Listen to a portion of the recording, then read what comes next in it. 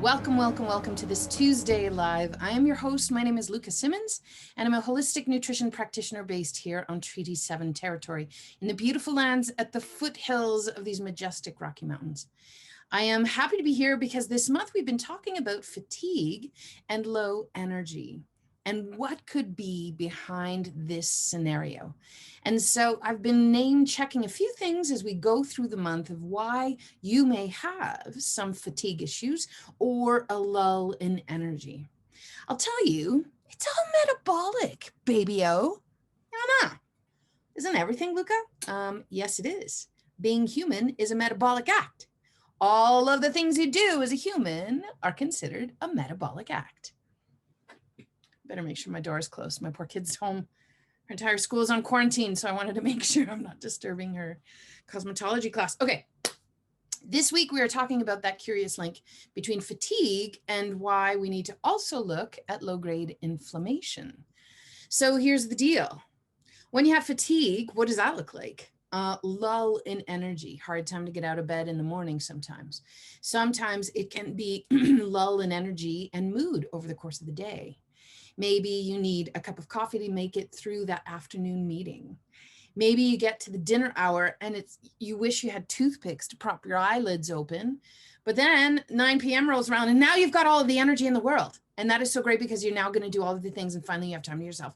And you're going to scroll through all of the social media things because you kind of missed on stuff and it's your time. Hands up if that was you. Oh, honey, for years.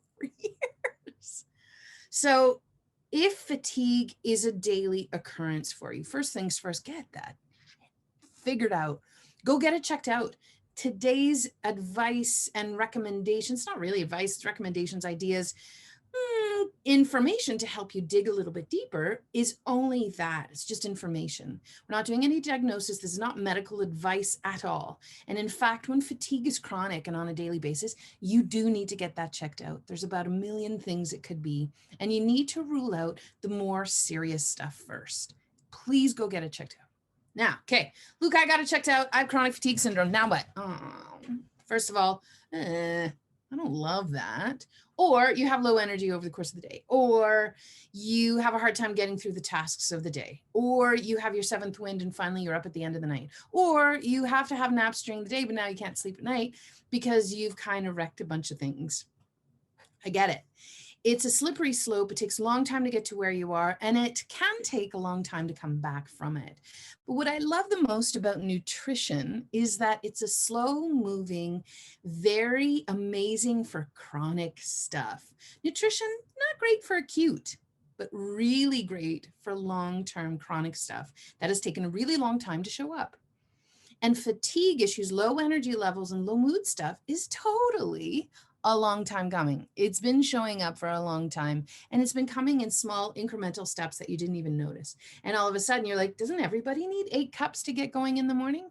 Should I not be drinking a full pot of coffee? Is there something wrong with that? Yes. I'm super pro coffee, but 8 cups, honey? Oh, dude, we need to talk about this. Okay. So let's talk about that curious link between inflammation and fatigue. Okay. Inflammation is it's your body's internal stress. It's kind of a marker of how much internal stress you've got going on in the body.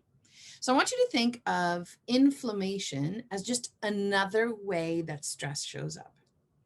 And low-grade chronic inflammation is often at the root of the long-term stuff that's taken a long time to show up. All those chronic diseases like chronic fatigue syndrome, fibromyalgia, ALS, Parkinson's, the neurodegenerative diseases, MS, those types of things. You can also look at autoimmune conditions, so Hashimoto's and Graves and scleroderma and lupus. All of those components have a low fatigue as one of the check marks of, I wonder if. It's a symptom that's common to a lot of these things. If you have a low functioning thyroid, that can also be one of the symptoms that shows up. Like there's just so many things where fatigue and low energy can be a marker for a whole bunch of other things. But today, fatigue is really actually, I suppose you could say, some people will say, well, that's adrenal insufficiency or adrenal fatigue. Well, your adrenals aren't tired. They're still working for you. It's just that they're working all the time and they're not supposed to be. They're your backup generator, but now they've been on too long because a bunch of other stuff is offline. That's one of the things. But I'll tell you, inflammation is one of the biggest contributors to your body's internal burden of stress. And I talk about this a lot. I am building a class. Don't worry, it's coming. I'm always building classes, I know. But there's external stress, internal stress, and emotional stress. And the three are very different. External is stuff that's happening outside of you. You can't have control over often. Can I make a mortgage payment? Is my job still going to be there? They've used pesticides on the park down the street and it's wafted through your open window, like those types of things. Internal stress is inflammation. And low-grade chronic inflammation is actually at the root of all of those chronic diseases, all of them. It's the common denominator.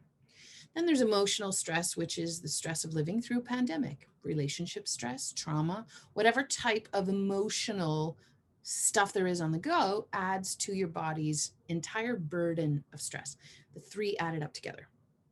Inflammation is that internal burden of stress. Well, what's inflammation? Well, it's a bunch of things, and I have a lot of videos on it. You can peruse through my YouTube or Facebook page. You're going to find lots of stuff. But for brevity's sake, low-grade inflammation has been showing up for a long time, and ground zero of it is at the gut. I'm going to release a video that I did 2 years ago with Malcolm Saunders. And I'll release it. I'll put it in my Instagram links there, so you'll be able to find it on Instagram. I'll put a link to it below here today on the video after I'm done so that you can refer back to it. But it's a free hour class. It's a master class on the link why low-grade inflammation begins in the gut. Once you have that piece, well, how is this impacting our fatigue levels? On a very specific level it is. Low-grade chronic inflammation produces something called free radicals. And I'm going to take you through an image just to help describe how this all adds up.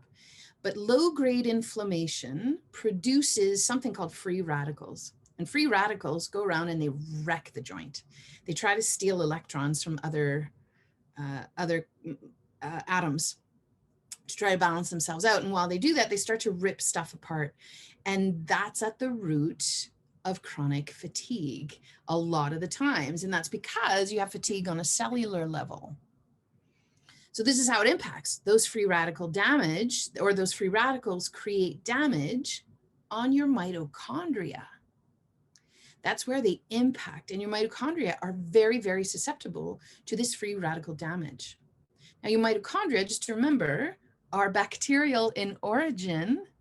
I'm just saying, you are an amazing creature. And you are not just a creature, you're a bunch of creatures.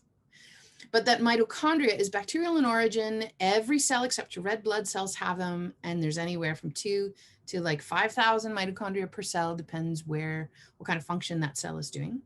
And your mitochondria are the power energies of the cell. So if you've heard of the ATP cycle is your body's energy production, governed by the thyroid. She's the boss. She calls the shots. That ATP energy comes out of your mitochondria,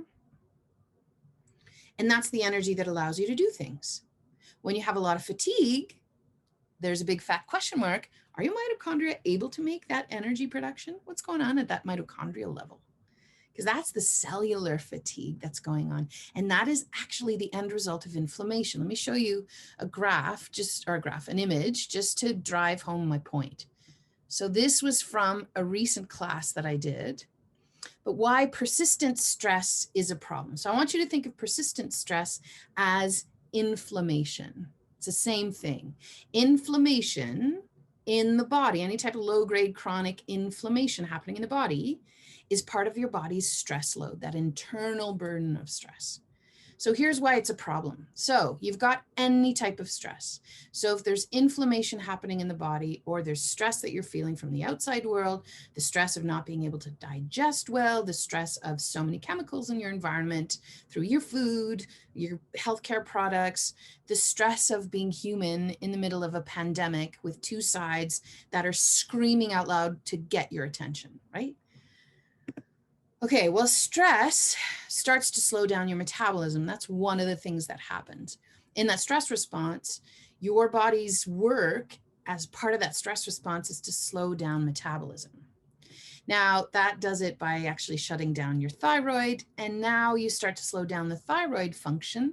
So now your blood sugars and your hormones start to get out of balance, brought on by that stress response that's slowing down your thyroid. And if you understand that the thyroid governs your mitochondria and tells them when to produce energy, double whammy.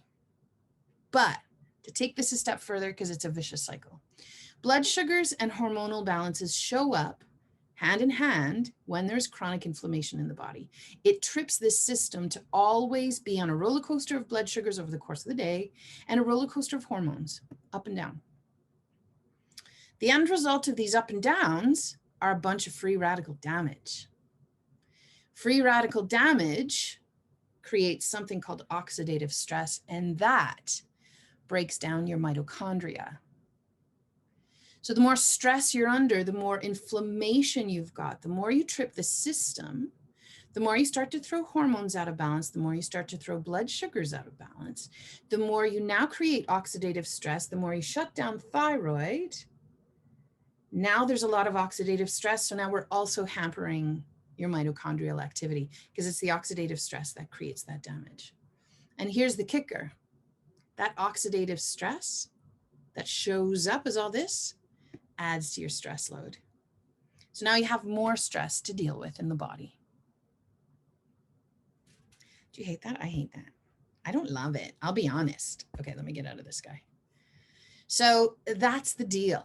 Low-grade inflammation, stuff that's not working well in the body, adds to that internal burden of stress. That internal burden of stress slows down your thyroid. So low-grade inflammation slows down your thyroid. Low-grade inflammation enhances everything that really starts to produce more free radical damage, and oxidative stress is felt by your mitochondria. And now you have a hard time making that ATP cycle produce energy. So when there's fatigue, when there's low energy, is it maybe a low-grade inflammation question? Heck yeah. It's playing a role in every time there is low grade or a low amount of energy or there's a lot of fatigue. Always, always, always. So when you hear about chronic inflammation and you're thinking, well, is it inflammation? Is it blood sugar balance? Is it hormonal imbalance? Is it the thyroid that's not working? Which one is it, Luca? It's all of them. It's all of them because they don't operate independent of each other. When you got one, you've got the others. Oh, so where do I start? Well, first you start with one step. So the magic of this is that I love nutrition because it's a slow moving thing that's amazing for chronic stuff. We start by creating safety in the body and we turn off the stress response in the body as best we can. I have lots of tricks in my toolkit, of course, but today I want you to pick one way that you're going to start reducing stress for yourself. It can be the external stress. It can be the emotional stress. It can be the stress of stuff that's not working well inside your body. That's the part I can really, really help you with. But I want you to commit to one thing over the course of the next week. Commit to one thing you're going to do to reduce that burden of stress. And share with us either in the comments below if you're game to be like, I want to be held accountable, Luca. I'm going to put it in the comments below. If you're shy and you would rather just take this conversation out of the eyes of everyone else, then just send me a private message on the Facebook page. Or if you're watching this on YouTube, you can send me a private message that way too. So let me know, what's your one thing you're going to do this week to reduce the internal stress? And if you don't know where to start, honey pie, you call me and I'll help you figure it out. If you don't know where to start, send me a message and let's hash that out a little bit and see what that might look like. Okay, I wish you a wonderful week ahead. May you have some delicious things and a lot of stress busting stuff on the go because, honey, no one's getting out alive. So you better be having a good time. That's what I'm going to do. I'm going to be actually cultivating joy this week. I'm actually actively going to go cultivate joy and have a new bike coming this week. And that's how I'm going to reduce stress. I'm going to come right out and say it. I'm getting on my little bicycle. I haven't been able to bike since I broke my knee 10 years ago. So I have an e-bike that's going to actually do the biking for me because I can't get my leg all the way around.